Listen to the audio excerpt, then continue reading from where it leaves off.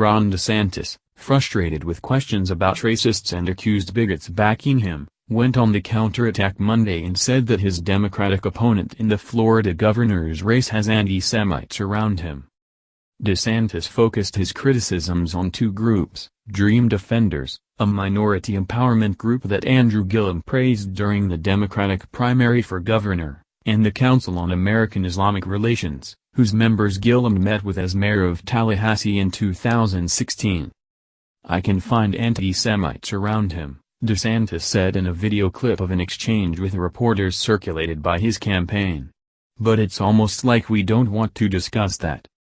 CAIR and the Dream Defenders deny being anti-Semitic, but both acknowledge being strong critics of Israel. Gillum's campaign, which also denies associating with anti-Semites, said DeSantis is trying to change the subject away from his own campaign struggles. "I do think it is interesting that racists tend to align themselves with Mr. DeSantis, and I think he's got to deal with why it is that, repeatedly, over the course of his campaign trail, he's having to explain that relationship and those friendships and the language that not only he himself has used but also the people that are around him," Gillum said Friday when asked about DeSantis. The dust-up is the latest racial controversy to roil the Florida governor's race, one of the most closely watched in the country, pitting the President Donald Trump-backed DeSantis against the state Democratic Party's most liberal nominee ever.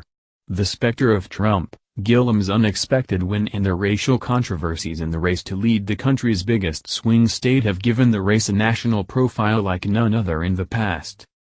DeSantis' campaign has been in a defensive crouch ever since he won the August 28 primary and, the following day, used the phrase "monkey this up" in reference to the economic plans of Gillum, the Florida Democratic Party's first African-American nominee.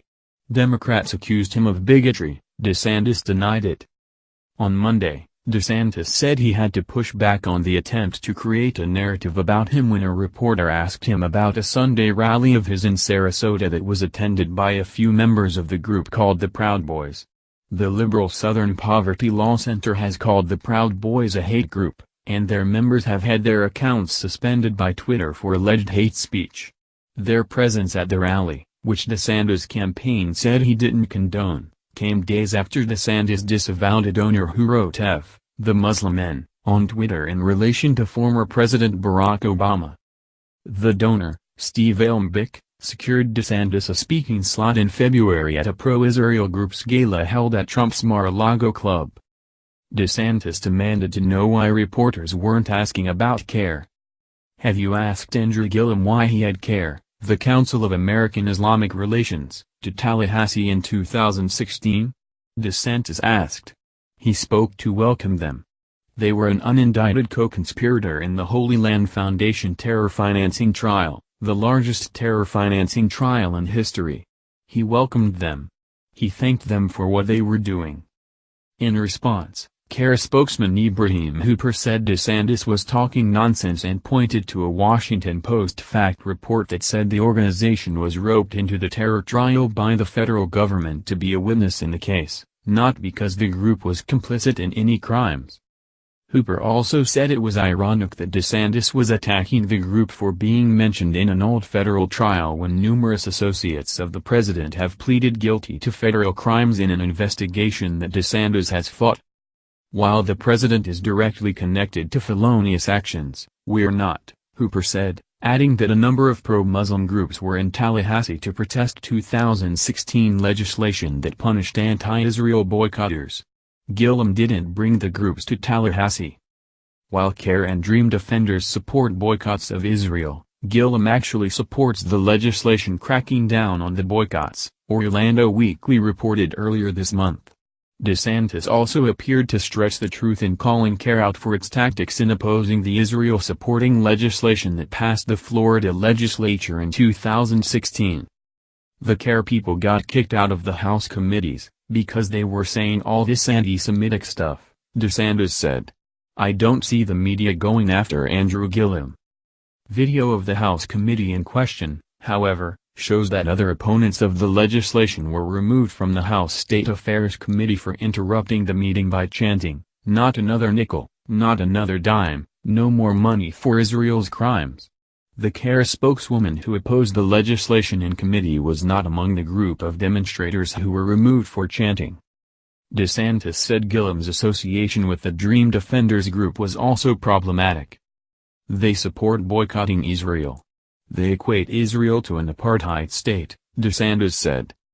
The liberal-leaning group's statements about Israel concerning Palestinians' right to return to the land that has been seized and stolen for the past 70 years has caused rifts between African American and Jewish Democrats in the past, but Dream Defenders said it is advocating for social justice, not against Jewish people.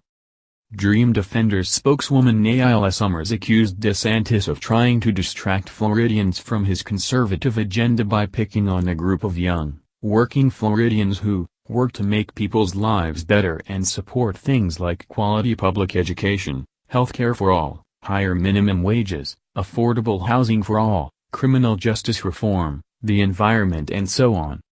But to DeSantis, the failure of reporters to cover the Dream Defenders in depth was an example of Gillum getting a zone of protection from the press.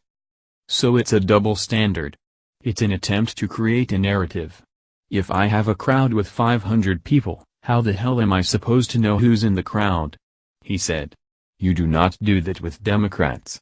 You do not look to find the most radical person in the Democrat audience.